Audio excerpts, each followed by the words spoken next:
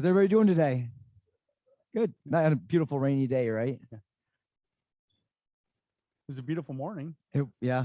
Kind of changed all at once. Kind of like yesterday through this morning, Yeah. right? Real nice, and then we sent Elaine out for step up food, and she got dumped on.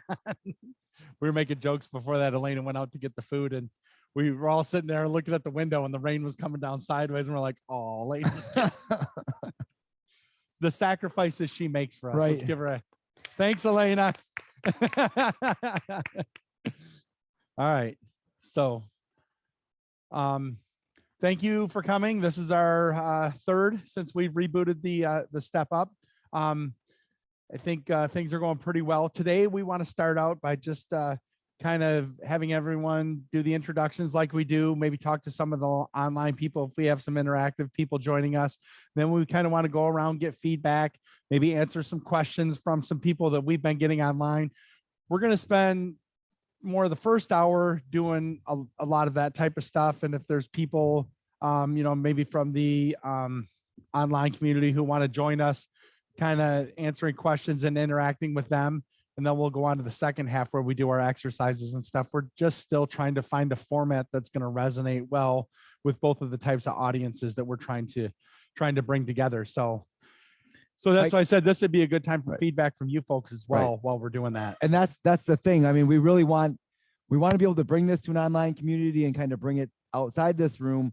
But the other thing is we want the people that are here, we want all of you guys to understand that you're still most important to us because you're actually physically here. And we want to kind of keep it so that you guys know that this is the reason why we're doing it. We're doing it for you guys. Mm-hmm. If we can have other people come on and that they can learn some things from it, that's great. But we need your feedback, and we need you guys to participate, and we love it. Well, when you do. And a lot of the change in the format, though, a couple of people did say to me that there was a gentleman who had just received his preparatory prosthetic limb for the first time, and they were wanting the opportunity to interact and chat with him at the beginning. And as much as I know you guys all love our exercises, you probably come to talk to each other a little bit too, right?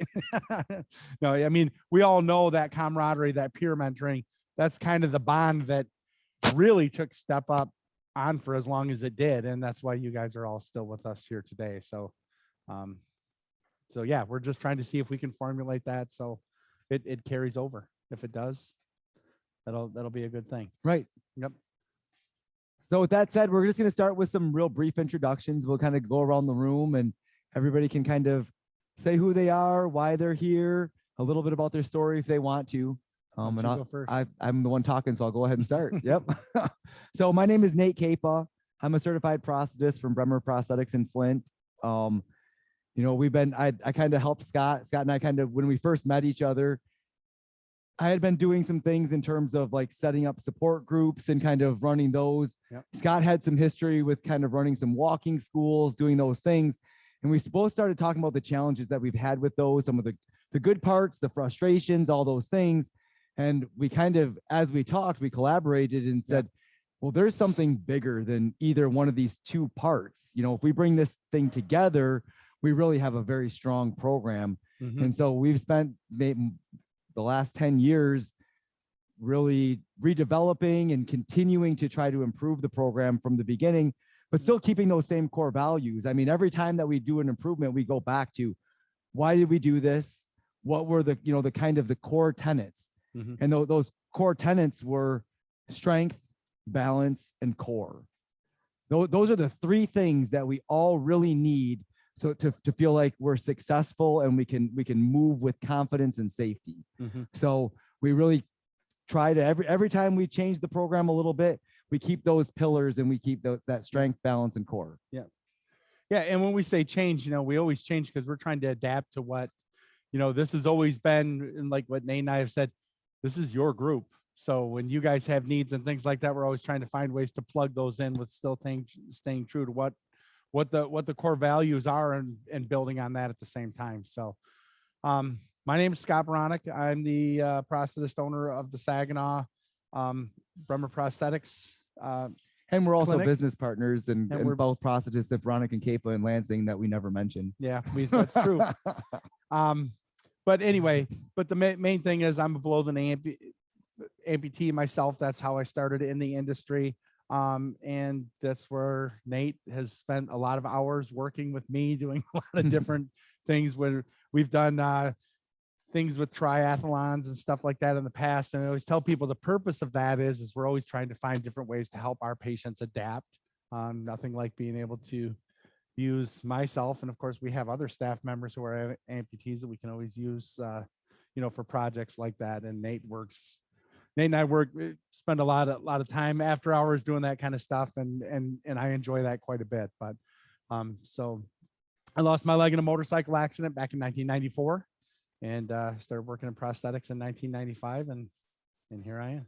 So how you doing? Hi, my name's Ben. I've been an amputee for about 5.5 years. Left below knee, lost my leg in a bicycle accident, and just here for socialization and maybe learning some stuff I haven't learned yet. Hi, I'm Dave. Excuse me. I lost my leg about 5 years ago due to cancer, below the knee amputee. So I've been coming here for 5 years now and always learn something new. My name's Dwayne. I'm right below the knee, lost mine to diabetes, and I've been coming here since 2013. Yep. My name is Ed Radel. I lost mine about 6.5 years ago from above the knee. I lost it due to a vascular problem I have, and I've always come to Bremer here with them, and I always need help with balance to come up with different ways of working on my balance. Hi, my name's Steve Rogers. I lost my leg below the left knee in 2019. This is my third time coming. I come for the camaraderie and the support for other people. And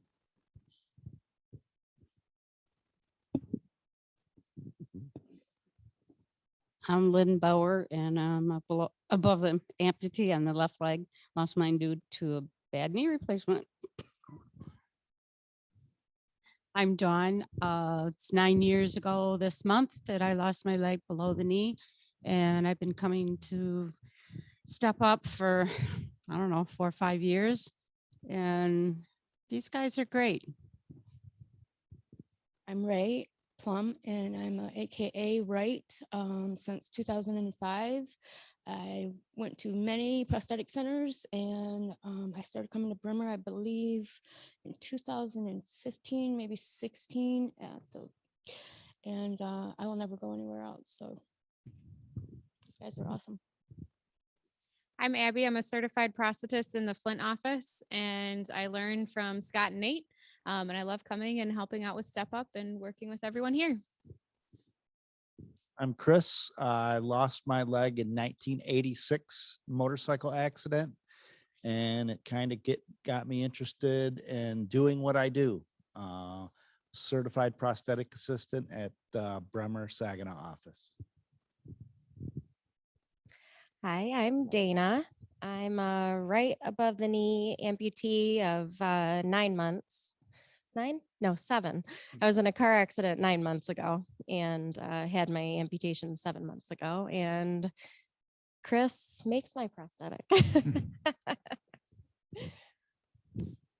I'm Casey. I've been an amputee for 10 years now. I'm also the prosthetic technician for the Saginaw office. So that's me.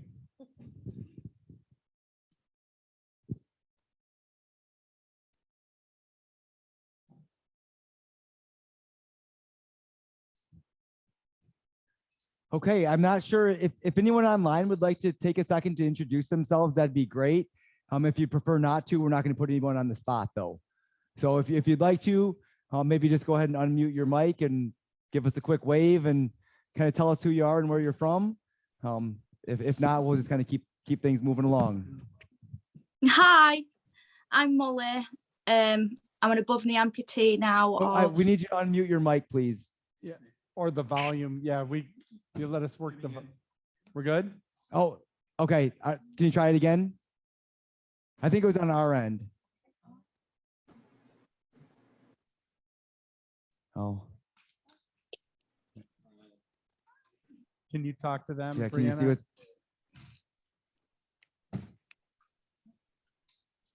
Can you hear me? We sure Yeah, can. yes, we can. Okay. I'm Jennifer and I'm in Arkansas and I am a left below the knee amputee. Almost 3 years ago from an infection in my foot. Okay. Okay. And how did you hear about our program? Actually on Facebook. Okay, great. Okay. Well, we're glad you could join us today. Thank you. Yeah.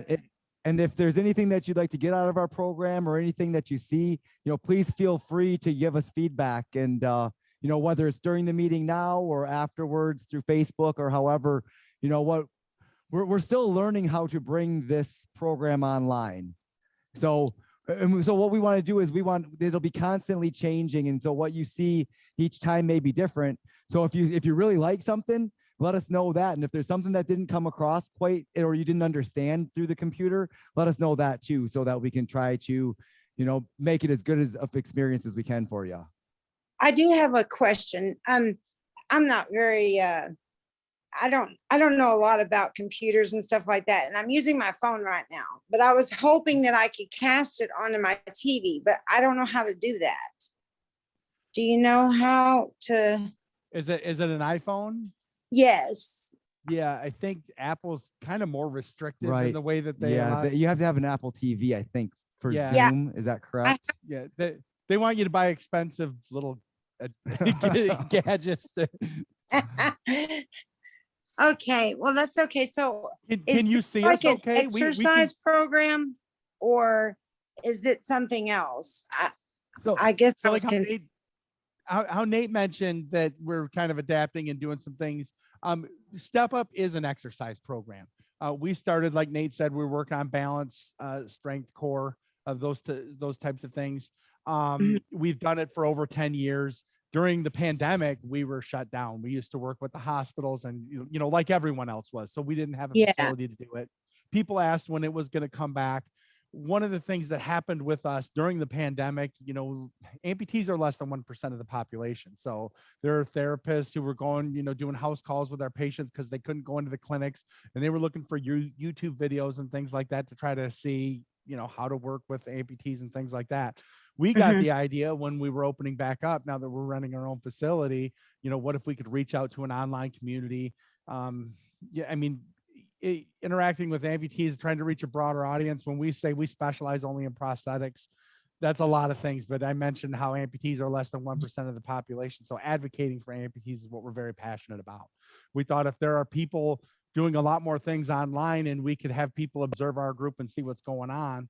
So this is our third meeting kind of since we reopened with the interactive format. And the first, we're just kind of, we saw people were joining us online at the beginning and then kind of fading off as we were doing the exercises. We're still trying to see how well this resonates at home, if there's things that we can do to improve that. And we had people here who really want to talk with and interact with new amputees that might have questions. So we're doing the format a little different this time, where you'll see we'll be doing the question and answer, because if people, maybe they're here for some of the peer mentoring or they want to, have questions answered, we can do that in the first half. They can interact with our group. And then the second half, we're going to go into more of the exercises and stuff. So we're just trying to find something that, that's why Nate said, we really appreciate your feedback, because you're taking the time to join us and we want you to get as much out of this as possible. So the answer is, it is an exercise program, but the peer mentoring has always been a side benefit that we've always held a lot of value in that. As Nate mentioned at the beginning, we've worked with support groups and all kinds of different groups before. Right. Nothing has resonated or stayed, lasted as long as Step Up.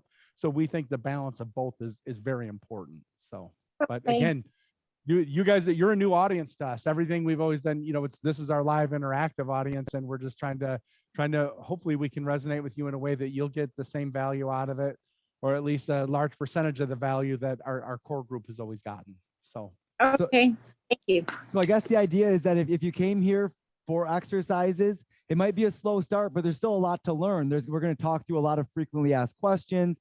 There's a lot of people in the room that have a lot of experience using a prosthesis. So there'll be a lot of tips and things, a lot of sharing of things. But then if you really want to exercise, wait till the second half because you'll sweat. Yeah, it's gonna We, happen. we still got you. And- So don't worry. and we're trying to load our website. I don't know if you've looked at the bremerprosthetics.com, but with exercises and things like that. I mean, and what you see on there, if you've already looked, I mean, this is a compilation of what, Nate and I have been doing it together for well over 10 years, but like he had mentioned, I know he's done that for almost 10 years and I had done it for well over 10 years before we even met. So that's really just a compilation of what Step Up really is, broken down into small parts that people can, if they have time to try to do it on their own, or maybe they're working on some specific type of format for their gait or trying to learn to run or do various things. Hopefully, we're just making this as much stuff available so it can be helpful in a broad format. Okay, thank you. Right. Well, thank you. Absolutely. So we have. Yeah, I'm not sure who the other person was. What's that? Molly? Yeah, Molly went to talk I know first Molly and was, we didn't was have the. trying. I'm not sure if our technical difficulties are. Oh, Hello. Hi. no. We could. Can you hear me? We got you now. Yep, we can hear you now. Thank God. Yeah, well, I'm Molly and I am from the UK. And it's 2 years at the end of this month that I lost my leg. Okay. I'm still struggling to come to terms with it, really. And I do have a lot more down days than I do good days. But also I'm having a lot of problems with my liner at the moment. So I can wear my leg for anything from an hour up to 6 hours a day. But when I take my leg off and then take my liner off, it's very cold at the end and mottled, and it looks like a big rash. So I was just wondering if anyone else has ever had this problem. Did Brianna kind of, I think we were talking a little bit, where are you getting your prosthetic treatment at? Are you in the UK now? Yeah. Okay. So you're talking about the redness and irritation. Is it itchy at all? No, it's not. No. Okay, but the limb is cold. Yeah. But so I had a question for you. Have you tried wearing just the liner for a period of time without putting the prosthesis on? Yeah, I've tried that. 'Cause when I don't And want to does wear my leg, I wear the liner all day so I can get some swelling off the limb, basically. 'Cause it's still. So does it have the same appearance when you do that? Does it still look the same? Yeah. Does the liner feel too tight to you? No. Does it feel not too tight at all? Then the impression that your prosthesis has that you might have, whether it's an actual allergy that's diagnosed by a doctor as an allergy or an insensitivity to the material, that there is a possibility of that. That's something that does happen on occasions. The lucky thing is that there are liners made of different materials. So there should be other options of the different liners that you could try to see if they can kind of relieve that symptom. Yeah, so I don't know what type of liner you have. Is it something that you might be able to, is it close by where you might It's be a able to show us? latex liner. Latex liner, okay. A lot of the Yeah. liners are usually made with a medical grade silicone or like a mineral oil. Right. Some of them are made with urethane. So there are different components. If it is, if you're working with your prosthetist and they've suggested that maybe there's some sort of allergic reaction, the next step would really be you need to try some different liners and see if you get the same reaction with those. And like Nate had mentioned, try wearing them first, even without the prosthetic socket. Most likely the different liners won't retrofit into the socket that you have. Some of them might, it's possible, but again, that's something your prosthetist would have to pay close attention to. Some of them will match other liners better than others. So just, you can't just try on a different liner. Yeah. So, Yeah. but there are different composites. So I would really start to search for different liners that might work better with your skin. But That's brilliant. Oh, and I think Dave has a comment here. Yeah, how about a shrinker? Do you have any? I have a wear shrinker. Yeah. Does it do the same with the shrinker too? Not as good. Not as bad, should I say, but it's sometimes depending on how long I wear the shrinker for. Okay. Okay. Okay. I was just curious because is that the same material? or- No, Well, that would, Well, there could be elastic in yeah, the right. shrinker, and It's possible. It is It's possible. possible that if there's, if it's right. if your liner's latex and it's a reaction to latex. Latex would be one of the harsher That- components right, that and people that- usually do that's experience. exactly, or have allergic reactions too. So that latex is one of the more common things. So maybe try to suggest a silicone or a gel mineral oil based Right. liner. Thank you for that.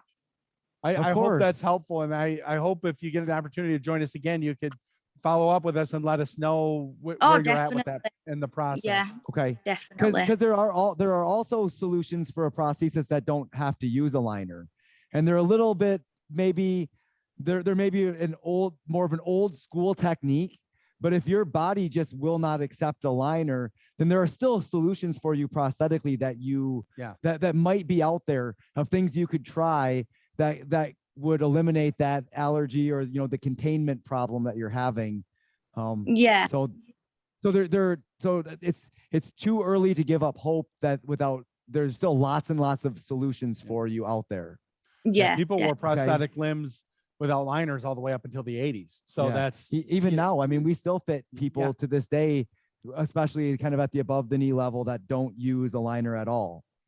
yeah. Yeah, if the because issue I've is- heard about that, but I'm above the knee as well, and I wouldn't be able to get into my legs. I use like an alcoholic spray to be able to slide into my legs. If I don't use that, I can't get into it at Right. all. So with the what we would in the US we would refer to that as skin fit suction when you don't use a liner. So what you do is you actually use like a pull sock. You put a nylon or some sort of a like polyester type sock over your limb, and then you would put your limb inside the prosthesis and you'd pull that sock out so that everything settles down in snug against the walls of the socket. So you wouldn't be able to just slide into it. You're absolutely right. But there is a technique for that's required when you don't use the liner. I've never heard of anything like that. Ever. Yeah, so that's something you might want to write down, a pull sock. And And if you right. if you want to, We you can know, make sure on Facebook that we can show you what a pull sock looks like, How show it you, works. some examples of some skin fit suction, things like that. Definitely, I'd appreciate that.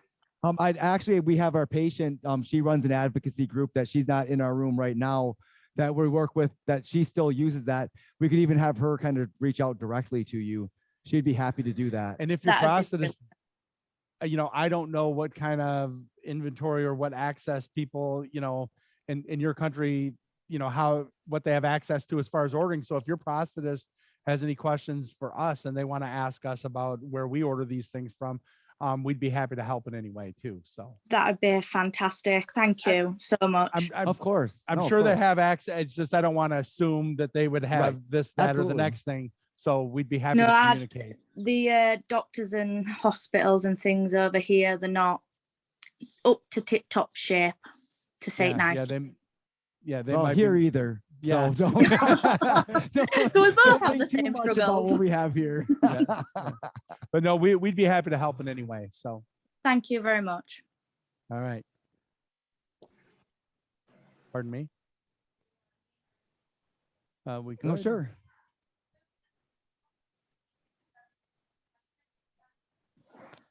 Here you go. Hi, my name's Yep, it's on. okay. Hi, my name's Irvin. I'm from Burton, Michigan, and I'm right below the knee amputee from 2018, and I've been actually working on really getting used to walking a little bit better. And then I had a setback last year while I was in hospital for quite a long time, and so I'm actually relearning how to completely walk again now. So Okay.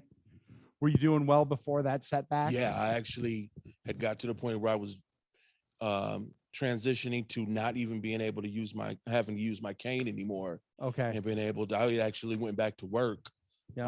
last year in what was it, January of last year. I went in because I'm a nurse, and I went out to Arizona and did a travel nurse assignment from January to April of last year before I got sick. So you understand working in medical, muscle atrophy and that type of thing. Right, So, absolutely. one of the things we always talk about when people are fit with their first prosthesis is we say it takes 2 years to maximize what you can do on the prosthetic limb. And a lot of that has to do with the several months, sometimes more than a year, 2 years of non-weight bearing. So I don't know how long your hospital stay was, but it's probably a lot of what you're dealing with right now. How long have you been back on using the prosthetic limb again since your hospitalization? Well, it wasn't the prosthetic wasn't the problem. Actually, that ended up being my stronger leg now. Okay. My left leg, because I was in a coma for close to a month. And so I lost a lot. I had a lot of muscle atrophy in this leg. Okay. I lost so much muscle mass that this is my weak leg, and I'm trying to get it to actually catch back up with the strength of my prosthetic leg now. Well, a lot of when we started Step Up, or we'd had other past ventures where when Nate and I, by the time we met, we were to collaborate like we talked about. One of the things we found in the medical community is, and unfortunately, and someone just made the comment and we made a joke about how medical isn't as great here as it should be. One of the things that they're doing is they're just cutting physical therapy and taking all these things out of there. So, a lot of the thing with Step Up is doing more advanced exercises and things like that to help you along that path that you don't get in physical therapy, because they're spending, you're lucky if you get 2 months, 2 to 3 months worth of PT.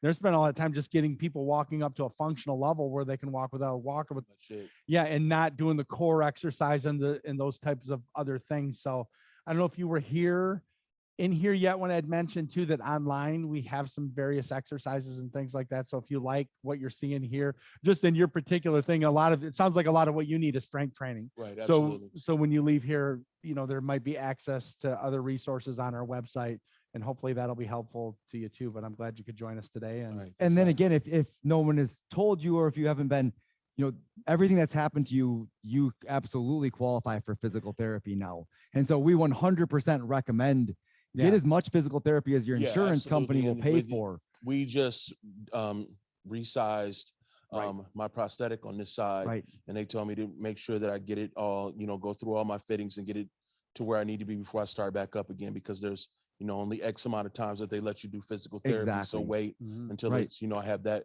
free to be able to do that. So that's what we come in. That's exactly, we're to fill that gap. Okay. While you're in this limbo waiting to get into physical therapy, you can still be working on getting stronger, so that when you get to physical therapy, they're able to work on more advanced things for you.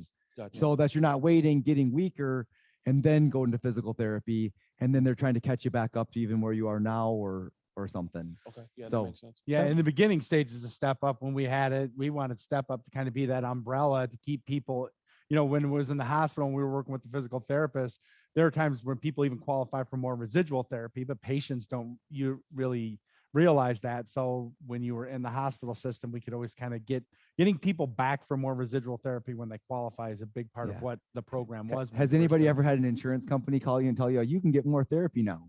No, they don't do that. They don't do that. I wouldn't expect it either. So we don't want to wait for it. Yeah. So what we want to do is we want to make sure everybody understands, what kind of events that can get insurance companies to pay for more therapy, and also to kind of keep things moving along the way. Yeah. The big one is an increase in functional activity. And a lot of like where we're talking about too, sometimes being on hold during therapy, because while you're in that lull, they might be able to have, more, there's things you can work on your own. And then when you qualify for more residual therapy, we can work on some higher level functioning stuff to keep you in PT. Yeah. Ray, did you want to say something? Sure. When it'll be 17 this June.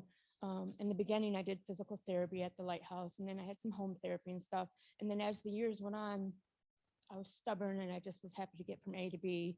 And then later, like probably before I came to Bremer, one of the prosthetic centers said, you need more physical therapy. When I went to a physical therapy company, most like you were saying, they have no clue how to work with amputees, no clue what a gait is, or circumducting, or hip hiking, or the fact that your leg might be turning, or right. And so the idea is that, we understand that people that use a prosthesis are less than 1% of the population in the United States, right? So physical therapy clinics are set up. How many people here have a back? Does everybody here have a back? 100% of people have a back. If you have a back, what do you have? Back pain, right? Those things go. So physical therapists, 100% of physical therapists are going to know how to do back pain. They're going to know how to do knee replacements. They're going to know how to do things that are routine. This isn't us saying anything bad about physical therapists or anything like that. We need good physical therapists. But there are good physical therapists out there. There are ones that specialize in prosthetics that do know these things, that do know gait, that do know those things. Unfortunately, from your perspective, you have to be an informed consumer and you have to keep looking for those places. And we're happy to help. And we're always looking for feedback when people go somewhere that's good and they say, wow, I worked with this person and it was fantastic. Guess what? That person goes on our list now. And the next person, when they're looking for somebody, we've got another name on our list, and we can, the bigger our list can be, the better it is for all of you. Yeah, we're constantly so we see it out- all the time that people say, well, my therapist said I graduated, and we watch somebody walk with a walker. Well, there's no such thing as graduating from physical therapy. There's no such thing as achieving everything that you can achieve. There's always another goal if you have that goal in mind. What they're saying is that they didn't know what the next step was, so they're discharging you. And they're saying it in a way that makes you feel good about yourself, which is great. But the fact is that when you hear that, keep looking, don't stop. Yeah, when a lot of therapists helped us in launching Absolutely. this program, Absolutely. and we would talk to them about core exercises and things like we were just discussing. And I found it fascinating from them, and what they would say is, we're looking for opportunities to do this advanced stuff, but because of the cuts in insurance and things like that, they said by the time we get them to a functional level, we're discharging them. And they were the ones that were they love a great physical therapist loves doing this kind of stuff. Absolutely. They just, unfortunately, with the changes in health insurance over the decades, it's becoming less and less likely that we have access to that type of rehabilitation. So, I mean, we have some other questions here that we've gotten from the online community. But before we go to these, does anybody here have any questions? Anything that they would like to discuss in the group? And I mean, again, whenever we put somebody on the spot, nobody's going to say something when we know that. So that's why we have these. But if during this conversation, if it makes you think of a question, or if you have like an offshoot, this is a conversation, not us talking to you. So Can I put please, Ben on the spot for a second? Yeah, please do. Earlier when you were introducing yourself and you said, tell the group what you plan on doing this summer, what you and I have discussed, if you know what I'm talking My about. attempt is like back in 2014, I was riding a bicycle to work and I got hit by a semi. I have not been on a bicycle since 2014.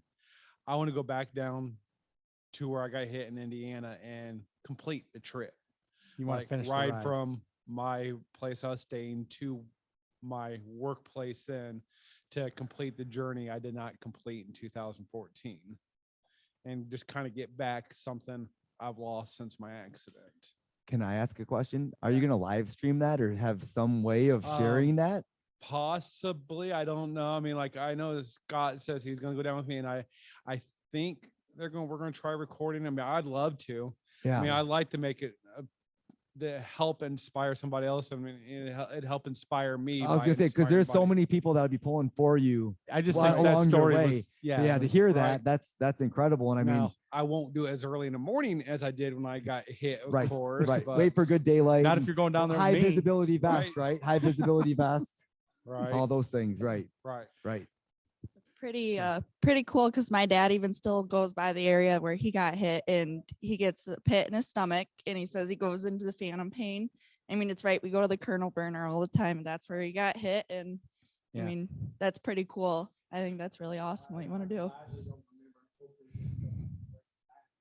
No, I think you will conquer it. You'll feel like you conquered that. Yeah. I just thought people might enjoy hearing that. I know when I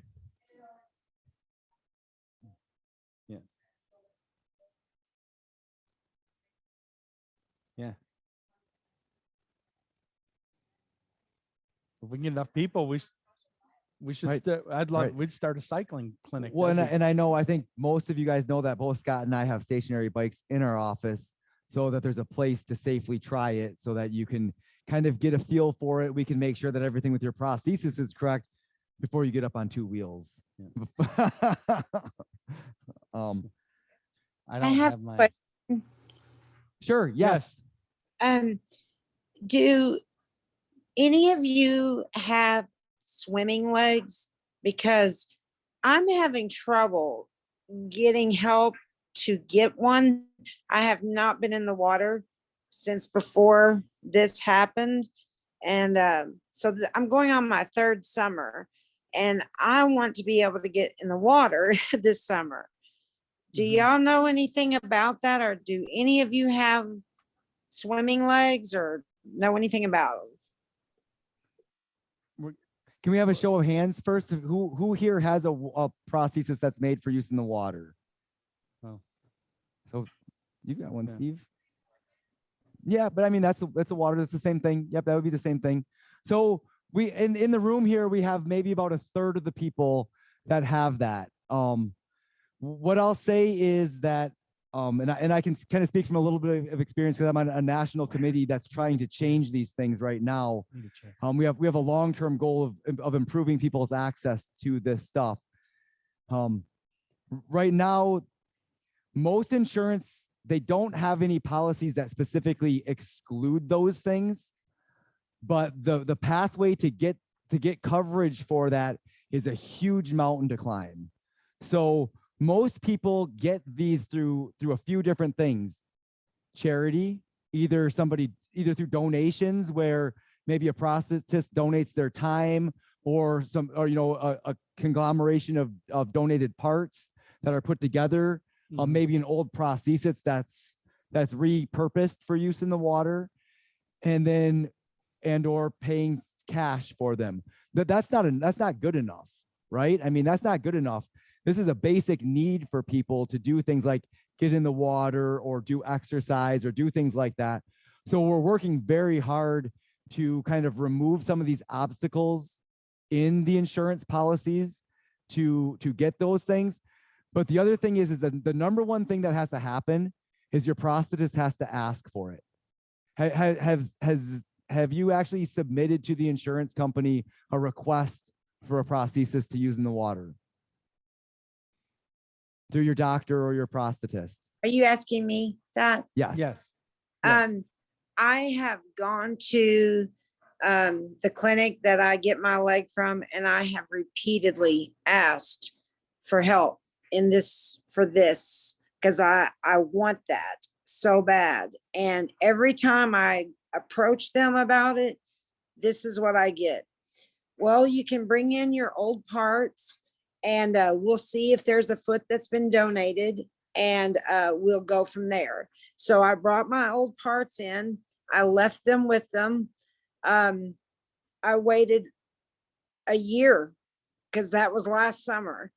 And I waited a year and they finally said, no one's donated a foot. So we're going to go ahead and give you your parts back because we don't want to lose them. They almost got thrown away. And I was like, oh my word. So I got them and I brought them back home. And that's as far as I've gotten with it. And that's not uncommon. That's a very common story. But the number one thing that in the committee that I'm in right now, who we're just still in the very, very early stages of this project, the number one thing that we're going to be working on is trying to remove that barrier. If we as prosthetic providers don't ask insurance companies for things, we will never change policy. Yep. If they haven't denied it, if you don't have a denial in writing from your insurance, then no one can tell you can't get that. We don't have a history of. And the fact is, until they tell you can't get that, we can't ask them to change a policy because it's never even been asked. And I don't want to say, I don't know who your prosthetist is. I'm not trying to say anything bad about your prosthetist because it's widespread. And it was actually in our conference call that we had on Monday, we identified that as our number one challenge, was removing this stigma from us as providers. Yes. That there may not be a barrier. I mean, now, is it a harder lift for us? Do we have more to provide more documentation? Do we have to make sure that every I is dotted and T is crossed and all these things? Absolutely, we do. So at some point in time, we need to change things on the insurance level. But the first thing that we need to do is we need to get across the nation, we need to get providers asking for these things, and we need to get them saying to the insurance company, will you cover this, yes or no? Until we have a pile of no's, Well, then we don't have a fight that we can fight against. We have, well, we don't think they'll do it, so we're not going to ask. So Renee and I talked about advocating for amputees. This is the kind of stuff we're talking about too often. I mean, a lot of the reason why we're in business for ourselves. When you work for a lot of these companies, they say, well, insurance doesn't pay for this, and they don't. And, you know, by Nate's example, without that actual denial, you haven't forced them to take a position that you can then attack and say, this is why your denial of that claim is wrong. And this is, again, amputees are less than 1% of the population. So they're not getting flooded and inundated with what the demand is for, you know, aquatic prosthetic limbs or water prosthetic limbs, whatever, you know, whatever you need. So we're trying to get people to think outside of that box and go out and fight this fight. And this is where people hear, and we talk about the advocating. And, you know, one of the things that we wanted to do with this group with getting bigger, there is such a need for not only aquatic prosthetic limbs, people to use in leg, you know, they'll insurance companies will say, well, we don't do legs for sports, and exercise is a very important activity for life. These gel liners that people get, most of your insurance companies will say you get 2 of those a year. Now, who made these decisions? And it's not being questioned. I mean, 2 liners a year, that's like having, I'm not trying to be gross here, but 2 pairs of socks or 2 pairs of underwear. I mean, that's nasty. Right. And this is a standard that everyone just accepts. We have to stop accepting this standard, and we need to go after them and say, no, amputees. And, you know, and it's one thing for us to, we love to do is talk to you, and they get other people so they can go out into their communities and create this demand, because we are less than 1%. So we've got to have a voice. And for too long, we haven't really had a voice. You know, they make us feel as if we're asking for something, you know, when they deny these claims and they say it's a luxury item. What's a luxury about losing a leg? That's insulting. I mean, they take us and they make us feel as if something has happened to us in our life. And if we can overcome that obstacle, and we're asking for something as if we're asking for too much. I mean, in this day and age where we're so sensitive to other people and what their needs are, if there's a way that we can help people and functionally they can do it, you know, but instead they'd rather call it fraud to save costs. Right. So, you know, hopefully that's something that as more and more people join us, hopefully we can help have a voice in that arena, because that is something that Nate and I are very passionate about. And your prosthetist is most likely, it's a good starting point to say, get your old stuff. That's something we do a lot, because this work, most of them we do, we're not getting paid by insurance companies. But we just know that patients need them, but why should we have to eat that cost either? And we can't tell other companies that they should do it, because where do you get the parts? Where does it come from? So asking them to file the claim, get the denial, and then kind of fighting that is a good starting point. But the other thing we could do to kind of offer to you, because I mean, we're talking big picture stuff, right? This is stuff that might help down the road, but you're saying you want to swim this summer. If you can, if you can reach out on Facebook and let us know what size, side, we'll donate just some basic demographics. If we can reach out to you and find and get the information that we need, we'll reach out to a bigger net and find out where we can get a foot donated for you, so that they can put something together. You just for ask them, go back and ask them, if we get you a foot, will they make you the water prosthesis? And we'll get you the foot. So, you know, the old parts that they want to use, you know, I don't use them. They're just sitting in there, and I don't mind that. But my concern is those old parts were made for my leg whenever it was bigger. They don't fit. So how will they use those to make that? So this is just, I don't know if you have a test socket from when your existing leg was made. Sometimes we can use test sockets for those. A lot of what you're trying to do, but when you are in the water, and this is something we know quite a bit about, and I'm going to get back to letting our audience, because people here had something to say. You're buoyant, so you're not walking and weight bearing on it like you are in land. So as long as you can get from point A to, you know, in the water without traumatizing your limb, that may be okay. I would be open to experimenting with it. Another question one of the things I wanted to ask you from the beginning, you're talking about swimming. I love to swim. What is the scenario where you usually swim? And if it's more than one, just let me know. Is it like in a pool? Is it a lake? Pool, lake, both. Everything. Okay. And I was going to say, I prefer, like when I'm lap swimming and stuff in a pool, sometimes I'm more comfortable with my leg off, but I can sit on the edge of it, take the leg off and get in the water. When you're in a lake, you really need to walk out there. You can't just hop out there till you start floating, right? So Yeah. And that would make the fit of the prosthesis a little bit. No, I just wanted to understand, but you're looking for both of those scenarios, so you'll definitely need a water type of prosthesis. Ray, I think I was going to turn, a couple people wanted to ask you some questions. Is that okay, or did you need me to answer something else? Are you talking to me? Yes. Oh, sure. Go ahead. Yeah, keep your mic on for a little bit. Okay. Okay. Go. I'm Ray, and I've never even knew that there was a swimmer's leg, but I just wanted to encourage you, don't be afraid to get out there in the water without one. It makes you feel normal, like you've got two legs when you're in a pool, I'm gonna say, because there's, it's not an open water where you've got waving or action or whatever. But when I first lost my leg 17 years ago, I was in a pool immediately. I just loved the water and just walking around. I mean, I got the tornado, you know how you walk in a circle, and I hopped all the way around. It was very relaxing, and it made me feel like I had two legs. Okay. Thank you.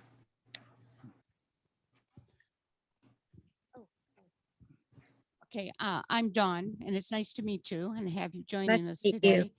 Brianna, I have a will you make- repurposed leg from when I changed, when I had to have a new leg, then we used the other one, and got it, Bremer's Ray? made it for me. So I had a foot because I had to have a different foot for the new prosthetic. So, but a lot of times, like they're saying, if I get in the pool, a lot of times I get in without my leg and can get around fine. You're buoyant enough usually, and it feels good. The water legs is a little heavier, and so it seems to weigh me down. And I haven't really tried it yet in the lake, but the pool is really great. So good luck. Thank you. The main thing with me is the actual getting in and out of it. I mean, I wouldn't be as afraid to get in the water, like if I could get in it, but like, climbing the stairs and stuff like that, it just scares me. And I think, well, how am I going to do that with one leg? That's the main thing.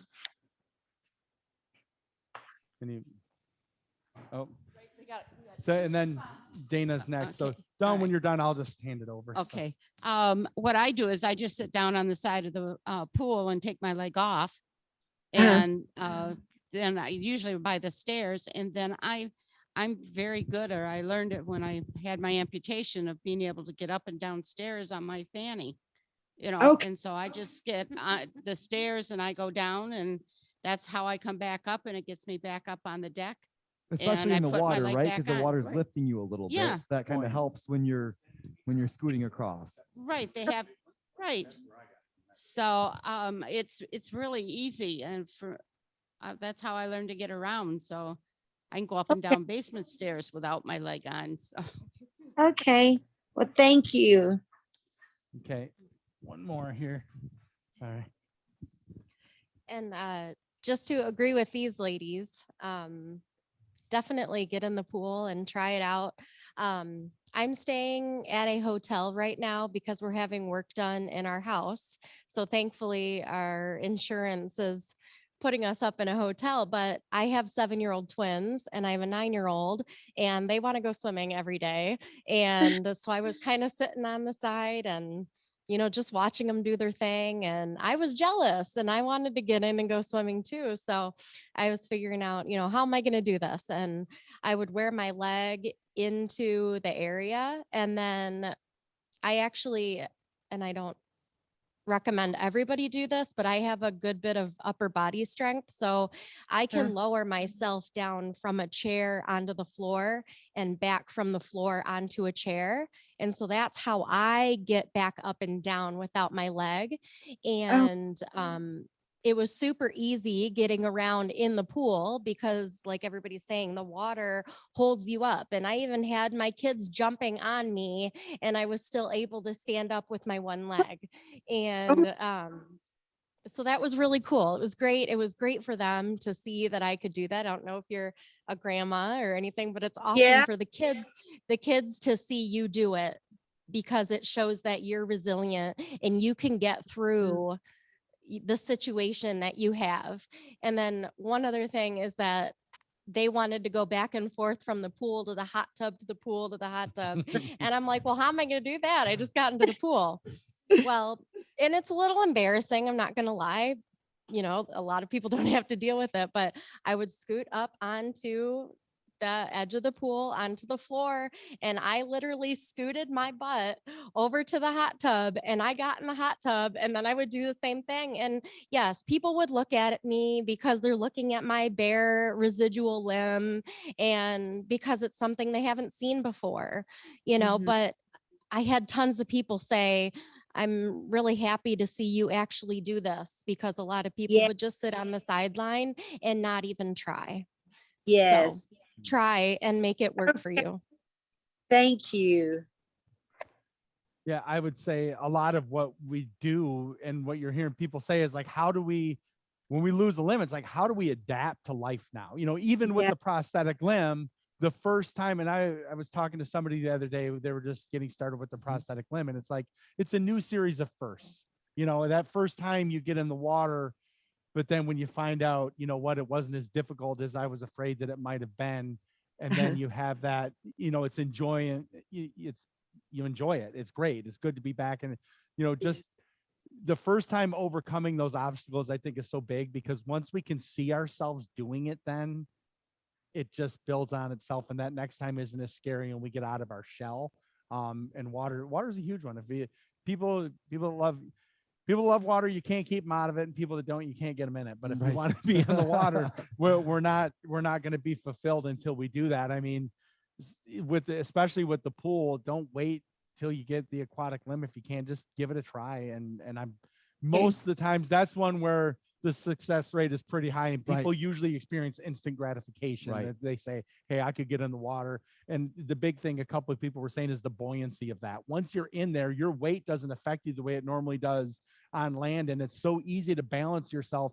My first time in a swimming pool on a prosthetic limb, it wasn't a water leg. I wasn't supposed to be on there, but I was a lot better. I'm a lot better prosthetist than I was a patient. I always say,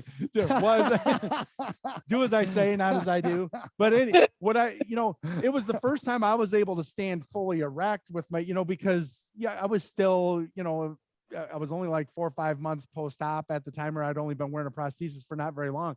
But in the water, I found out that buoyancy helped my gait and things like that, because I wasn't struggling with the weakness to support myself the way, a lot of water therapy, it can be very good. Getting in the pool is there's a lot of exercise benefits to that. Even when we were training for our triathlon, and Scott had an injury, as he was getting back to the very first, the way that he got back to training was resistance training in one of those, like the lazy river type things, and just walking against it, walking against that, because he still had the buoyancy, but he was getting all the resistance. He was getting all the aerobic benefits without the impact of walking or running or those things.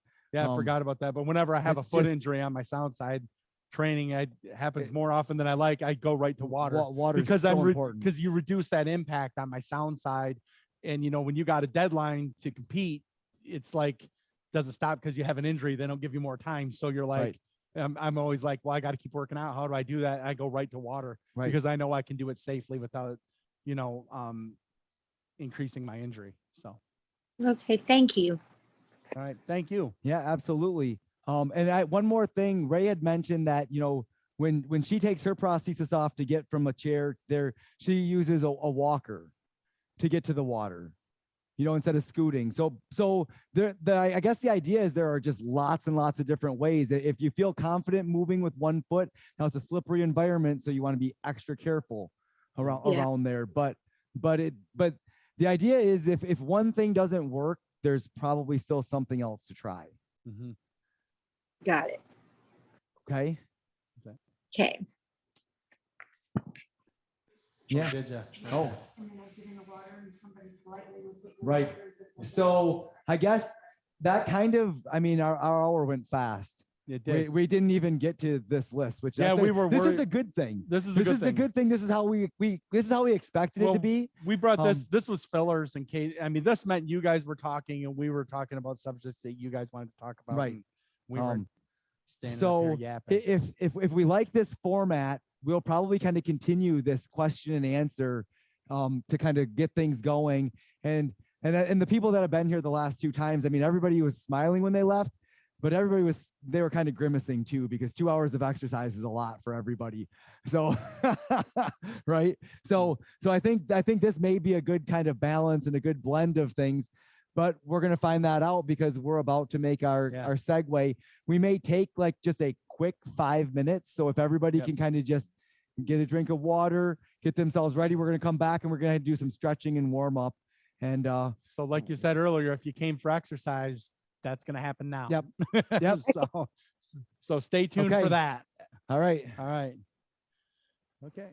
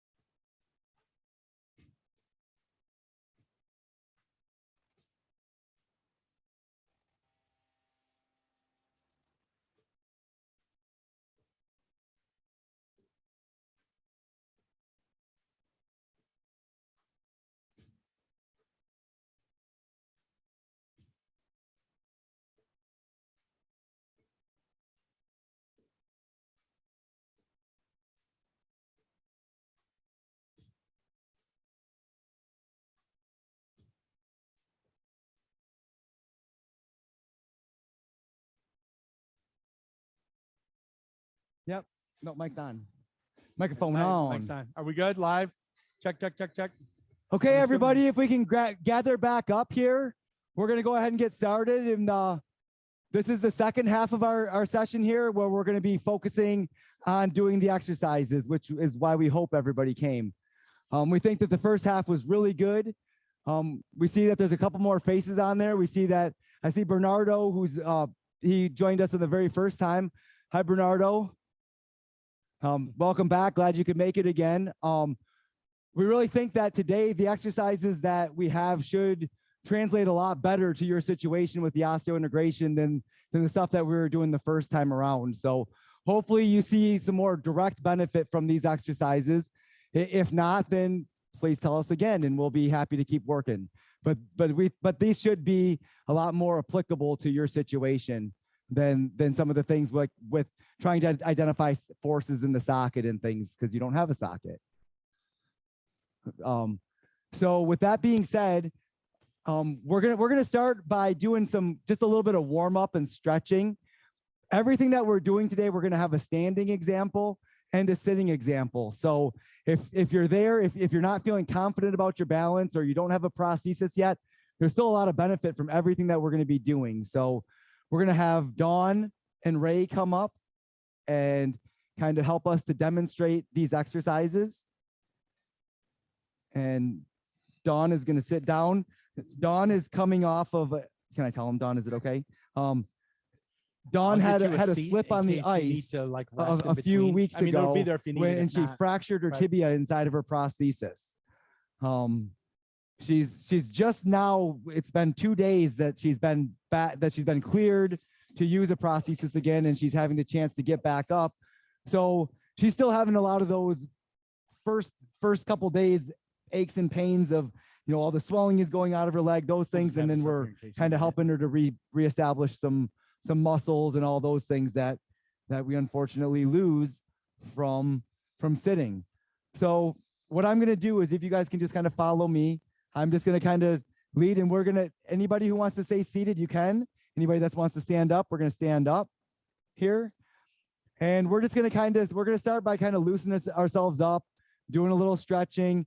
Exercises always feels better when we stretch. And I'm someone who doesn't stretch enough. So I like to take this opportunity to get my stretching in. Nope. So our whole body is important when we walk. So we start up here at our neck. So what we're going to do is we're going to start by bringing our right ear to our right shoulder, making sure we take our fingertips, and our fingertips our shoulders are loose and our fingertips are reaching to the ground. We breathe in deep and breathe out. One more deep breath in. And on the way out, we're going to roll forward and bring our left ear to our left shoulder. And we're going to breathe in and out, remembering to reach our fingertips to the ground. One more deep breath in, and then back to our right shoulder. One more deep breath in, out, in, and back to the left. And we're going to take 2 more breaths here on the left side.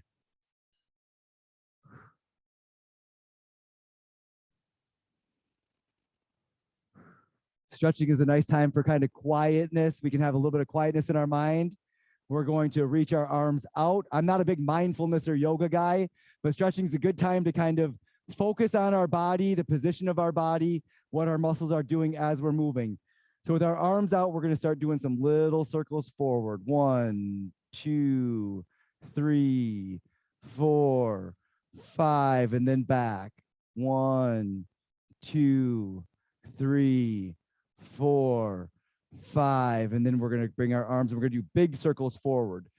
1. I like to take one foot and step it in front of the other. You don't have to, but I feel like I have a little bit better balance when I do that. 2, 3, 4, 5, and back. 1, 2, 3, 4, 5. And now we're going to take our left arm and we're going to put it out and we're going to reach across and we're going to pull. Take 2 deep breaths in and out.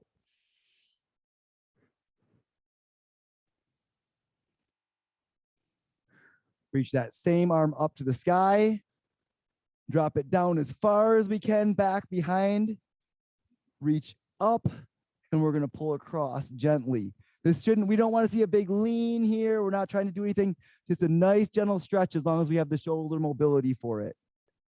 And then we're going to take our right arm and we're going to do the same thing. We're going to go out and we're going to reach across, and we're going to do 2 deep breaths.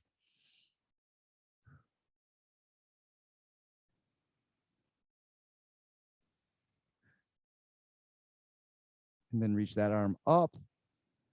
Drop the hand back to behind our neck if we can, and reach up to our elbow and just give a little pull on that arm. All this releases your shoulders. Our shoulders are so important when we walk. Loose shoulders really help us with our balance. They help to keep things swinging. It's something that gets overlooked a lot is how much our upper body has a component to our balance and getting that arm swing and everything. But our legs are also important, so we're going to stretch those a little bit too. So we're going to start by feet about shoulder width apart. Dawn here is going to put her heels on the ground. So feet straight. If you have to come out to the edge of the chair just a little bit, Dawn, so that your heels are on the ground and legs are straight. Straight legs. How straight. Like that with your heel on the ground, both sides. Both on both sides. And so this side too. There we go. And what we're going to do is we're going to reach down toward our toes as far as our balance will let us, trying to keep our lower back strong and straight. So we may only be able to hinge forward a little bit. And what we're going to do is we're going to feel a lot of pull behind our legs. Our hamstrings are the biggest muscles in our body, which makes them also the tightest muscles in our body. We're going to hold there for a count of 5. 1, 2, 3, 4, 5. Now we're going to relax our back and let ourselves drop down even further. And every time on this, with stretching, what we want to do is we want to, on the breath in, we hold our position. On the breath out, we let our body relax and fall into the stretch a little bit deeper. So one more deep breath here. Now with a strong back, we're going to raise ourselves up so that we don't pull anything out of position as we come back up, because we don't want to throw anything out. Now, if everybody, everyone who's standing, I want you to kind of grab onto something, because we're going to do a little bit of a quadricep. Quadriceps are these muscles. We're going to do a little bit of quadricep stretch here. So what we're going to do is, if we can, we're going to reach back and we're going to grab. If we can't grab, what we're going to do is we're just going to pull. We're just going to use these hamstrings to pull and see how high up we can get things. Now, someone who's above the knee on this, what you're going to take a pause for one side on this. So whichever side your prosthesis is on, you're not going to do. And yeah, well, and it works. That you know what, that one works because what you can do is what Ray can also do is, as you're doing that right now, what I want you to do is stand up straight with this. And can you feel some stretch in here now? So what Ray's doing is she's turning this quadricep stretch into a hip flexor stretch, which is honestly just as good. It's just as good of a stretch. I just got to catch up real quick.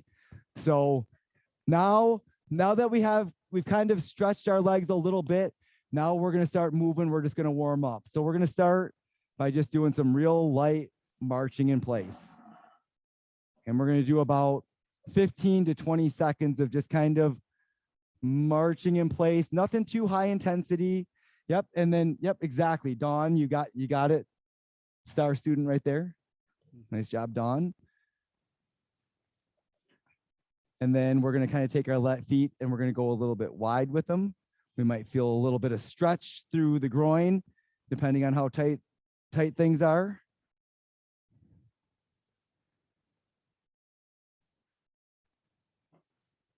And then now we're going to kind of find a still place and we're going to do leg raises behind us. I noticed a few people were looking behind them to make sure they weren't kicking anybody. I think that was a good plan. Thanks for that.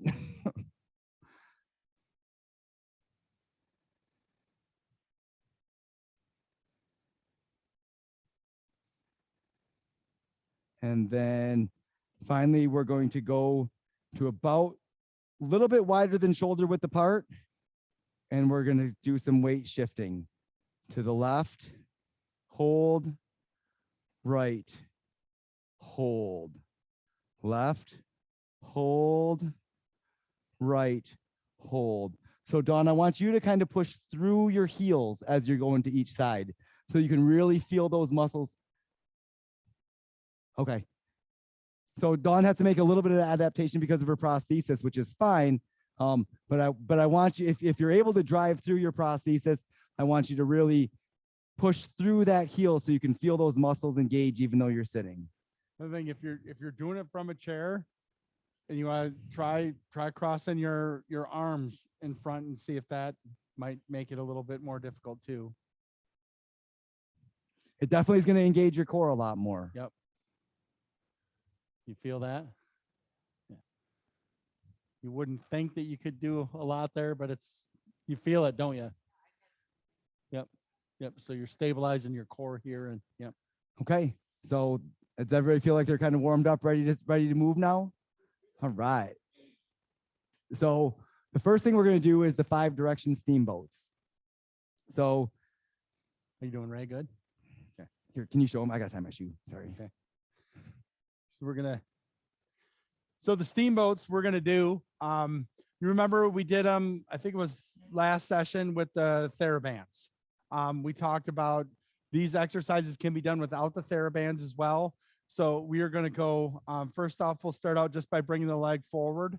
So I'm standing on my good leg and moving my prosthetic side, but we're just kind of lifting.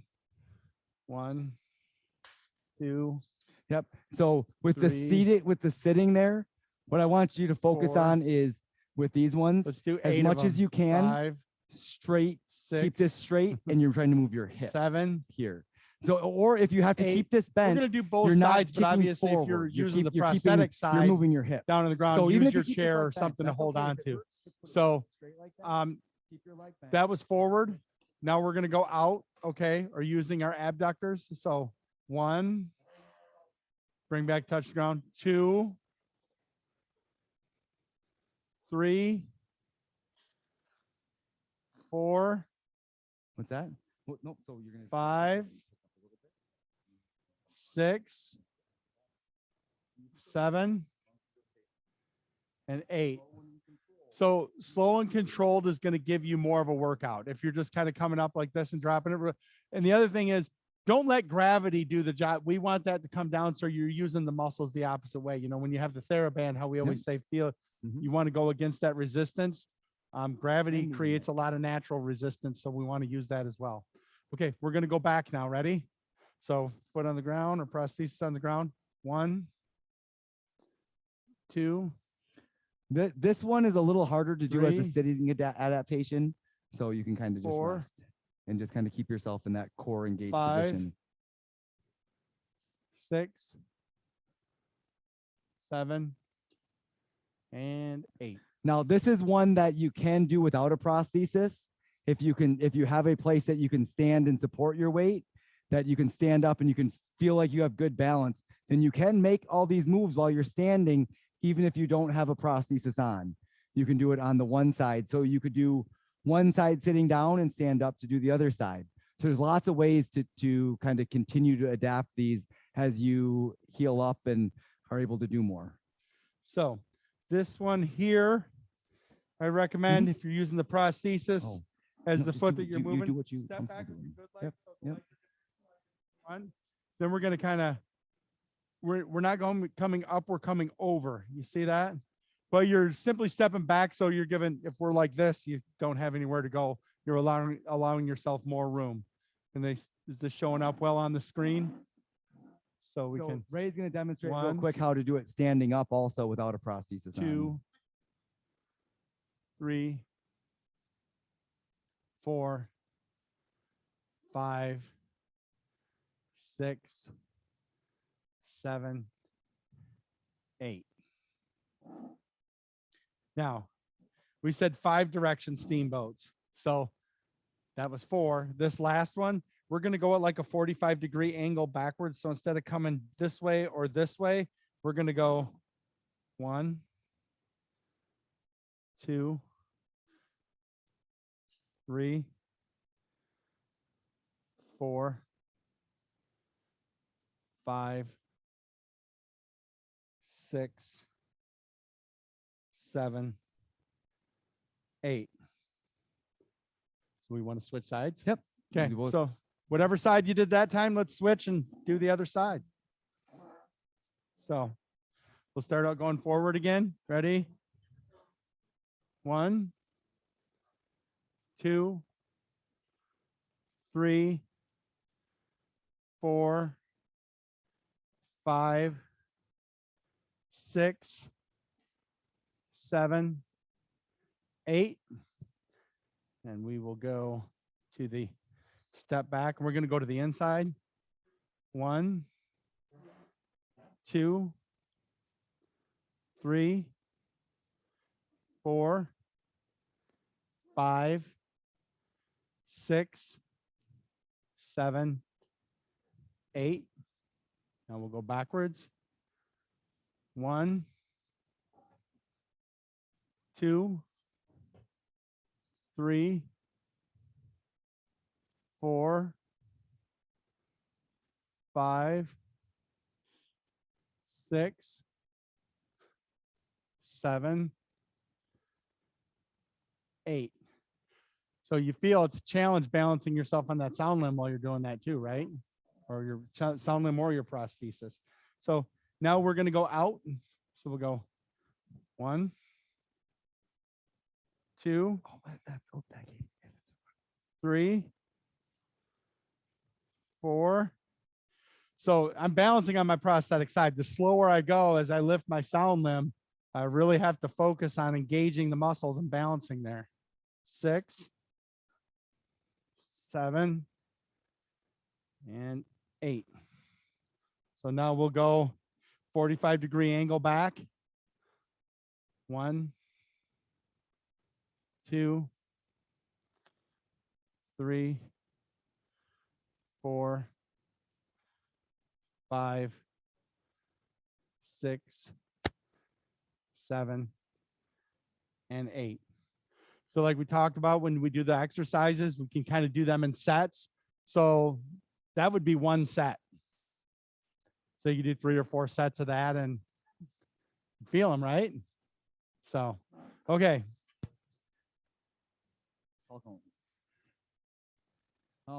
We only have a few cones, but I see a lot of people have water bottles here. So a water bottle will work really good for this also.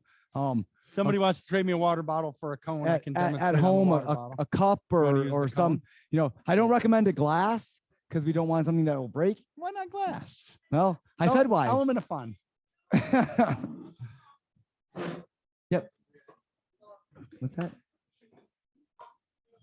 No, but yeah, but you're good. You're good. So the Just idea need with these, we push want the them to lift button, their sound limbs, as so long as we're you're okay, forcing you're them to good. balance on the prosthesis, right? What's that? Yep. We want them lifting their Yep. sound limbs. So are you going to Oh. explain it or? Yep. So here, does anybody else want a cone here? The cone's a little bit harder than the bottle. Here, we'll let you guys fight over them here. So yeah, this is a lot of a balance exercise. So the majority of what you're going to do this exercise is with your prosthesis on the ground. So you're going to keep your prosthetic side on the ground, and you're going to lead with the other side, picking knee up, up, up, up, up, tap Over. the cone, back up, back down to the ground. This is not a speed exercise. This is a very slow, controlled motion. Would you prefer they hit it with the heel? I would prefer you hit it with your toe than the heel, for sure. If you hit it with your heel, that's okay. If you knock it over, that's okay. Pick it up. A lot of this is going to be practice. We're going to do both sides because it's important to focus on both sides. But the idea is really where you're going to get the most benefit is from that prosthesis being on the ground and coming up slow, slow, slow. Now, this is a balance exercise, but I encourage everybody to at least have a finger on something, have a chair, have something that you can hold on to, so that as you come up, you're not so wobbly. You want those muscles to kind of, you want to train them, right? So go through the process. Once you get down to where if you can do it with one finger consistently, then maybe try without. But I really like everybody to have a hand on the chair for this one. Now, for Dawn, who's sitting, what she's going to do, I'm going to put this just a little bit outside. She's going to pick her prosthesis up, and she's going to tap that with her toe. Arms crossed. Oh, yep, arms crossed, always arms crossed. And then come back down. This is a little bit different style exercise. It's going to target things a little bit differently, but it still keeps her moving. It still has a lot of the control aspects and learning how to operate and control where that prosthesis is and tap the toe on an object. So there's still a lot of benefits, even if you're sitting, to doing this. But if you can stand, this is a balance exercise. So anytime you're doing weight shifting, those balance points are constantly changing because of the point where the weight is. So that's really what we're trying to emulate here. What happens as we shift weight from one side to the other, forward, backwards. So without any further ado. Yep. So Scott's going to go ahead and lead you guys through some toe touches. So we'll start out on the tall cone toe taps. We're going to keep the prosthetic foot on the ground and lift our sound limb. So when I say up, we're going to go up, up, up, up till I say over, over, over, and then touch. Okay. So don't touch the forehand unless you can't help it. I'll be watching. All right, here we go. Up, up, up, up, up, over, over, touch. So if you find yourself when I'm saying up, and like you might be here already and I'm still going up, up, that means you're going up too fast. Try to go, I'm going at a slower tempo to try to keep the movement slower, okay? Because what we want you to feel is the muscles that you're using to balance in that prosthetic socket. Remember we talked about going from the heel to the little toe to big toe. You should feel that transition and those muscles that we're firing in the socket to, associate with those muscles while we're doing this exercise. So let's do 10 of these. Everybody ready? Okay. Up, up, up, up, over, over, over, touch, and back. Up, up, up, over, over, over, touch, and back. Now, Scott's going pretty fast back. I'd like to see him go a little slower even on the way back from the toe tap. You'd like that, wouldn't Just you? saying. I'm just saying. Up, up, up, over, over, and touch.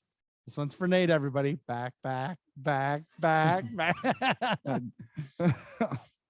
Up, up, up, over. The purpose of the slowness is touch. Your muscles are and having to do what are called isometric contractions. The ones that are holding you in place are having to contract and maintain balance without changing their position. They're not getting longer or shorter. And so what they're doing is they're getting very strong and holding you solid in one spot. And the longer you can keep them under the load in that position, it's fatigue. It's hard. Touch. It's oh yeah, absolutely. It's hard. And back. And yeah. And up, up, up, up, over, over, touch, and back. And again, I told Scott that I'd like to see him go a little slower because I know him. I know he can do it. If it doesn't feel like that you're able to go slower, if you need to go faster, do that too. Go at your speed. That's okay. But just remember, the idea is to try to keep it as slow and controlled as you can. I'm just trying to get as many people mad at Nate as I can. I'm good with that. And I'm also okay with that too. Up, up, up, over, over, and touch, and back. Okay, one more. Up, up, up, over, over, touch, up, up, and back. Okay. Now we'll do the other side. The other side should be, easier. Should be easier, but it's still going to be, there's still going to be struggle. It's still not easy. So we always talk about firing the muscle groups in the socket. Dana, you missed some of that, but that's something we can always go over in the office too. But we're trying to associate the muscles that we want to fire in the socket to balance at those different points. Yes. My hamstring spasms. Yep. When I just can't do that. Right. So the good news about that is the muscles are working. And what we're trying to target, what we're doing in Step Up is trying to target muscles that you're not normally going to be targeting to walk in a way that, you know, it's more advanced type of rehab to get you to walk more naturally and balance in the weight shifting and all those different things. So the upside is it was working. So Yeah, Dave, and then as you train, you can do that over and over. Those muscles will get stronger. And so just in so case when you- anybody couldn't hear, Dana was saying that she was noticing some cramping of her muscles inside of her prosthesis. And Scott was explaining that is a normal thing that we would expect when you're first starting to do this. Don't push through that. Yeah. Push up to that point. Good point. And then once you get to that point, that's your body saying, okay, yep, I've reached my capacity for now. Yep. Take a break. Let's slow down. You can always come back to these again. You know, this is going to be done through repetition. Yeah. You know, we're not going to get this by coming one time, These doing are these endurance exercises muscles. once. These are all long-term endurance muscles. Exactly. So find that point, find that fatigue point.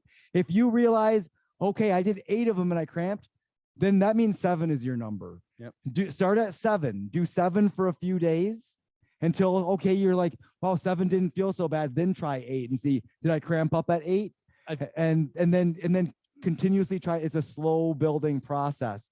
But the muscles, if cramping or fatigue inside the socket, that tells us that you are using the muscles inside your prosthesis, which unfortunately, a lot of people when they use a prosthesis don't use those muscles while they're walking. Yeah. So we spent a lot of time talking last week. I mean, your number, we're not trying to keep up with the group. You're competing with yourself. So if 6 is your number, then next week you're doing 7 or 8. That's where we monitor our own growth. Once you hit your threshold, that's good, because then we know now we have a new mark. Now we have goals that we can work towards. And since you're newer and you just started wearing the prosthesis again, I would like to say, I mean, we've had people who've been with this group for 5 years, even longer. Dwayne, 9, right? And everyone, when we got back to doing this, was saying they were sore, they were feeling it. So that means maybe everybody's not always doing their exercises on their own. All right, here we go. Ready? So back to bouncing on the prosthetic side. Up, up, up. Over, touch. I'm doing the wrong side. And back. Slow for Nate. Right. Okay, good. Up, over, touch. And back slowly. Now, the nice thing about this side, can you feel so you're working the other side, but you're also kind of learning how to move that prosthesis in space with control, right? Learning to move the prosthesis in space. And I will say too, we're talking about trying to identify the muscles we want to fire in the socket. Try to feel how those muscles feel on your sound limb now, and see if there's an association there, how those muscle groups work. So up, over, touch, and back. Slowly. Up, over, touch, and back. So I'm just going to talk while we're doing the exercise, but proprioception is knowing where our limb is in relation to space. So this is kind of being able to put that foot where we want it, getting that type of control, which is something that we learn as well. Up, over, touch, and back. How many is that? 5? 20. Up, over, touch, and back. I used to coach basketball, and if the kids would lose count, we'd always just start over. Remember that, Blair? Up, over. I used to try to mess them up on purpose. Can you believe I would do that? And back. Up, over, touch, and back. One more. Up, over, touch, and back. Okay. Great. How you doing? Want to have a seat real quick? Okay, no, Oh, well, darn, because the next one's chair squats. darn. So she's refusing to do exercise. So the next exercise we're going to do is chair squats. We've had some people talk about, walking on uneven ground, especially like up inclines. So the primary muscle I'll get that you we new use water. for walking up the inclines are our glutes. So what we're going to focus on is a glute-based exercise. A lot of people hear squats and think, wow, I can't do squats. You think about the big bodybuilders with the huge weight. We don't need all that to do the things that we're trying to do. What we need to do is get ourselves into a comfortable position with a chair behind us. So standing in front of the chair. We're going to show how to do the seated adaptation here in a couple minutes. So Dawn's going to sit tight while I'm kind of demonstrating this. What we're going to do is if we're able to, we're going to get our heels just wider than our shoulders with our toes out at about a 45-degree angle, but make sure we have a chair behind us. Everybody needs a chair behind them. Everybody needs a chair behind them. Yep. Or else you're not going to have fun with this one. What's that? Yep. So what we're going to do is heels just outside of shoulders or a little wider, never inside of our shoulders, our heels. Toes out at least at a 45-degree angle. If you have to get it wider, if you have to be wider to keep, Scott can kind of demonstrate this so that you can keep your prosthetic foot flat on the ground as you're going down. So where's the that's camera? Maybe important. we can see. If I do a regular squat and my toes are pointing, see how we're overloading the front of the prosthesis, heels off the ground. If we toe our feet out like this, see how that stays relatively straight and the foot stays flat on the ground. So that's a really important part. Very important. Now what we're going to do is we're going to kind of put our arms in a cross position and we're going to go, and we always say nose over toes on the way down. So we're going to find a nose over toes position here and then lower ourselves to the chair.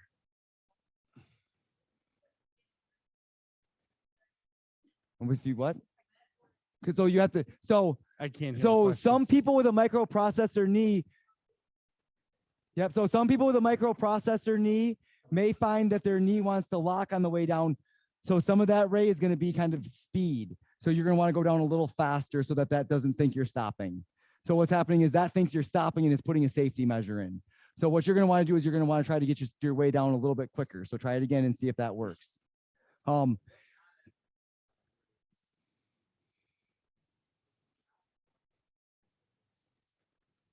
Actually, Chris, can you come explain that? Because that's, yep.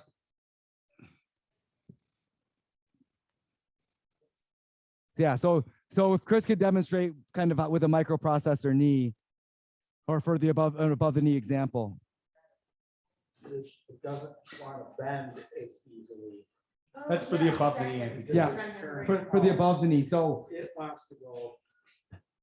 right. So for our transfemoral patients or above the knee patients, yeah, see how it was bending more there. So you're going to want to be a little straighter with your toes. Have still wide with our base of support, but toes a little straighter and driving forward. If you saw the position that Chris was in, he was driving forward so that knee would bend and then coming down. The adaptation is for below the knee amputees. Yeah, the adaptation That's what we're about saying. wide is for somebody that uses a below the knee prosthesis. So does that, if everybody can just try to do maybe one or two of those to make sure that they feel comfortable with how they're doing it. If anybody has any questions about the process, go, please ask, and then we'll start. Yeah, if everybody can. So it's that stop point, right? What you got to do is with this knee, especially, once you start moving, you just have to keep going. Once you stop, yep, it's okay. So I'm out here. I'm here to kind of guide you. Do you remember when we program it and part of it is going to sit in the chair? So I want you to kind of come back. There you go. Nope, you're okay. You're okay. Nope, that's good. That's good. Well, it didn't lock up, so. Right. There you go. See, there you go. No,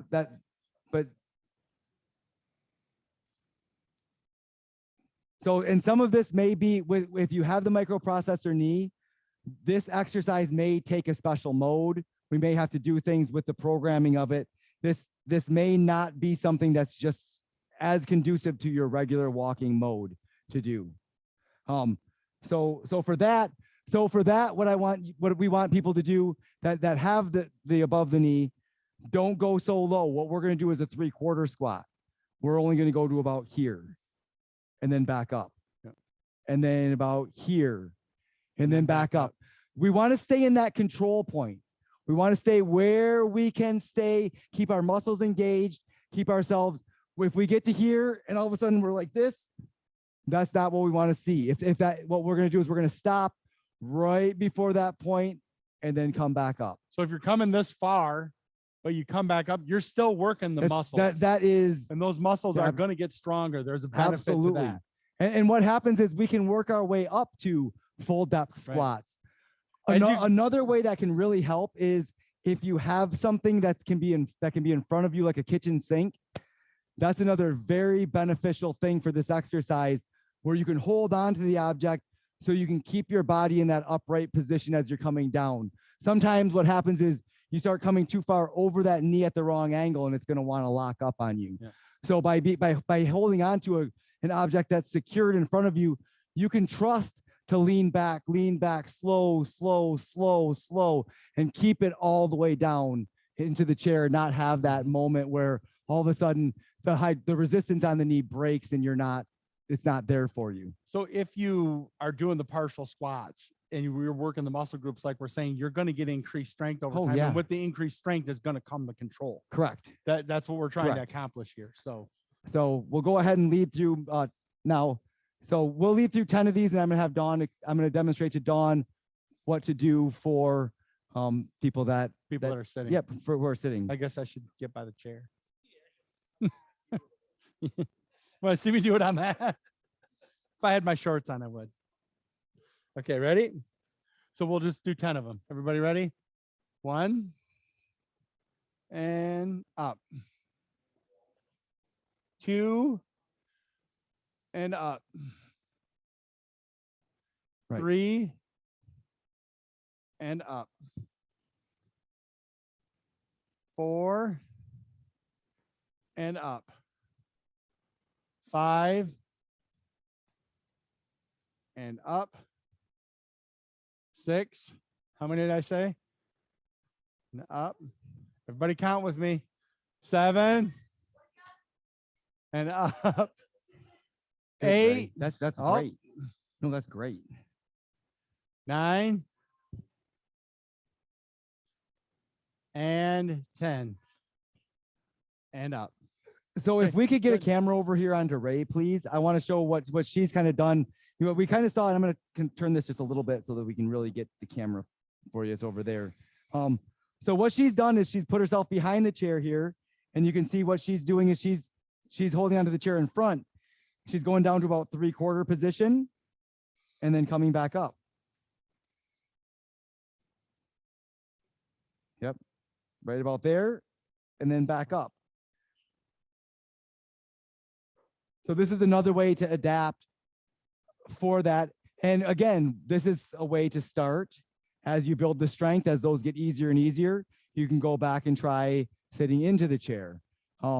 But these exercises directly target muscles that will help us on uneven ground, especially walking up inclines. The last exercise that we have for the day is our balance exercise. So we're going to be doing some standing balance. We have lots of different adaptations of that for people to try here. And we'll kind of demonstrate to the people at home how you can do these things. Again, as you challenge yourself, as you try harder things, remember that a couple fingers on a chair or a counter or something solid is still balance. This and this are not that different. Don't think I have to push myself. I'm gonna push myself. If you're gonna try something new, try it in a safe environment. Make sure you have something to hold on to. Make sure there's something there, because we're going to be maintaining these positions for kind of a long time. So the first thing that we're going to do is our narrow stance. So we're going to bring our feet in, not touching, not quite touching, but closer than shoulders. And we're going to start by just kind of finding, core forward, good posture.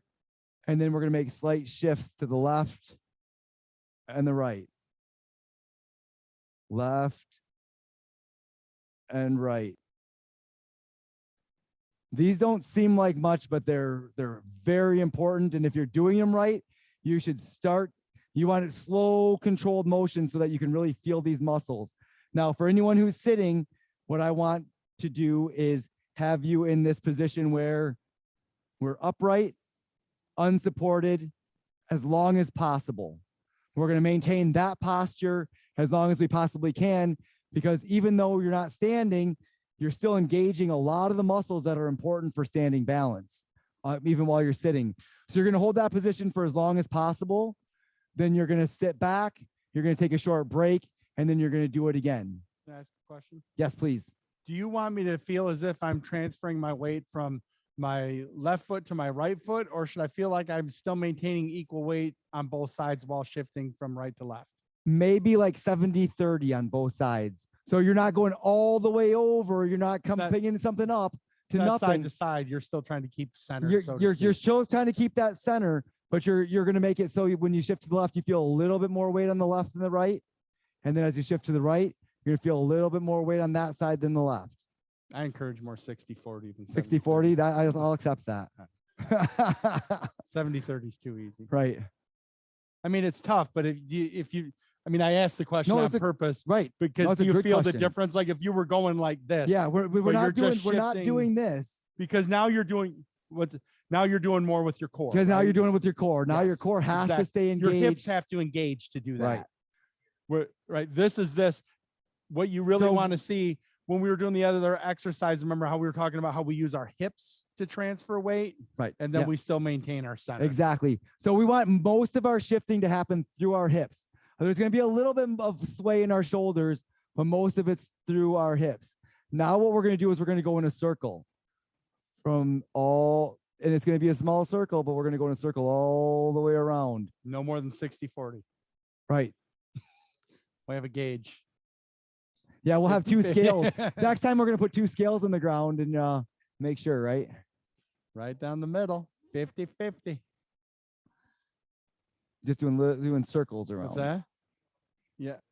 And now we're gonna switch and do circles in the other direction. Who doesn't look like they're doing circles? You throw me under the bus. Thanks, Ray.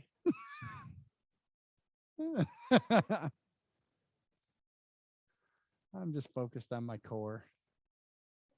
We're gonna do two more circles in this direction here. And then we're gonna do what we call our tandem stand. Our tandem stand starts with one foot in front of the next. We want to bring that as narrow as we possibly, we almost like you're on a tightrope. Now, if that's a hard balance, what we can do is we can take one foot, turn it out.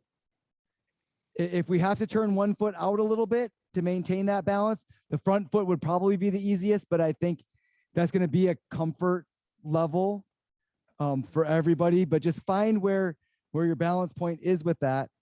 And we're going to shift kind of back to forward. Once you find that center, just really focus on using your core to keep the balance or the waist. Yep. And then just minor shifts from the back foot to the front foot if you can.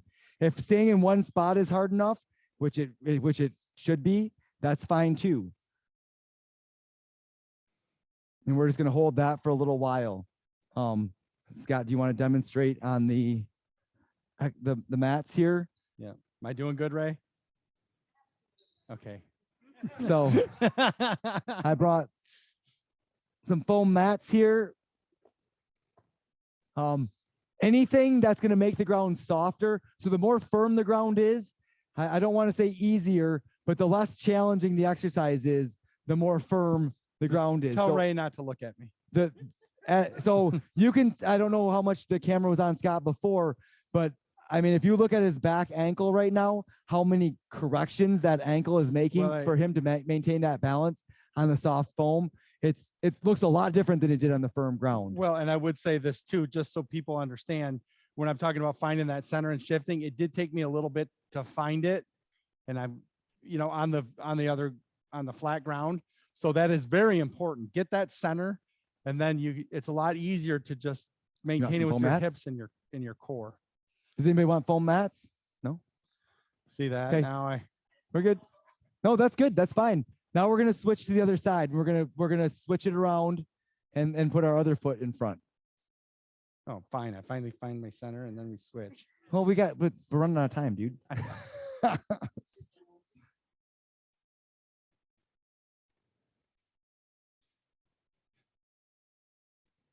How's my back ankle looking now? Well, your back ankle looks pretty solid now. See? Your hip's doing a lot though. It's that prosthetic advantage again. Right. That I always keep. Right. Yeah. Yeah. Yeah. Most people do. Yeah.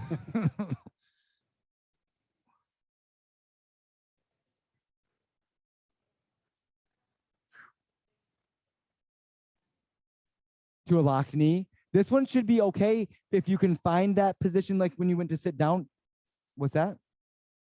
Well, so what you need to do is you need to put a little bit more weight through it. Remember how? So let me show you here. So I want you to get it in this position right there. I got a And cramp then in my stomach. put a hand on my shoulder. Put a hand on my shoulder. What's let it that? bend. Now go ahead and right there. Put some weight through it. Well, that's See, not, it'll yeah, because lock. if you get that It'll lock center there. good, just like then when you're it's trying to a sit matter of down and it maintaining locks. the balance As soon as point. you move, it's gonna move again. Yeah. But I can if I it's about find the trusting center, and- but it's and- tougher because you don't have the ankle to help you stabilize.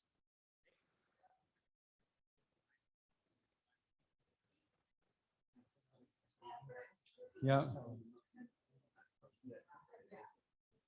Yeah. Okay, well, so that was the exercises that we had set up for today. I guess, does anybody have any questions for us, or any parting shots, anything that they want to add to the group? Any questions from anyone online? And get it cooler in here next time. Hopefully it'll be cool enough for AC, right? Well, okay.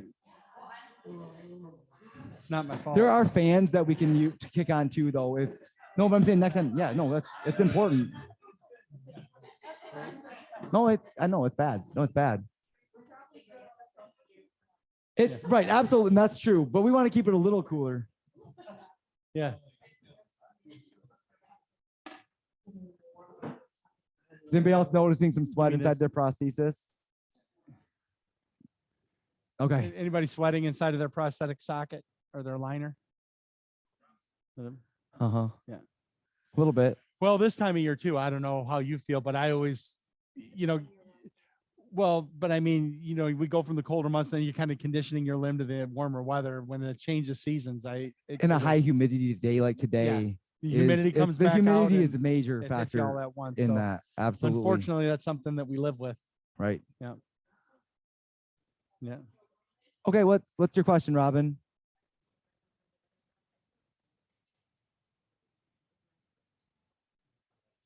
Feeling it all, like I'm leaning all on the back end. Is the alignment off maybe, or is that how everybody feels?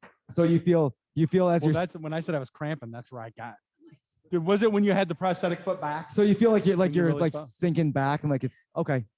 Yep. Okay, so that's probably something that we can work on alignment wise. Well, Yep, and a little here's change something, goes a too. long way for If something you're like doing that. these exercises and your gait's changing, your Mhm. alignment may change. Right. Because if you're doing it and the prosthesis is becoming more efficient, you can always talk to your prosthetist because there's alignment changes you can make that make the alignment more efficient with the muscles. Right. Yep, go ahead.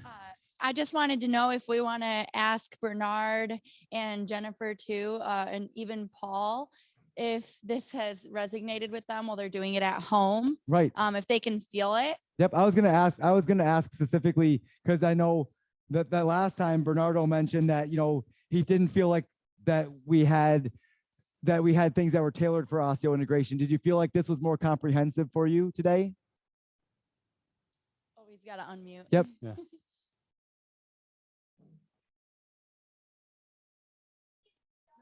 on. Oh, can you hear me now? We sure We can. sure can, Oh, I yes. didn't know I had mute on. No, I wasn't complaining the last time about osseointegration. I just was saying that I felt the majority of the last time that I was here, the majority of your exercises were for below the knee, not above the knee. And there's a Okay. big difference. So do you feel like there was more, like it was more tailored and suited to things that you could do today? Yeah, yes, definitely. Good.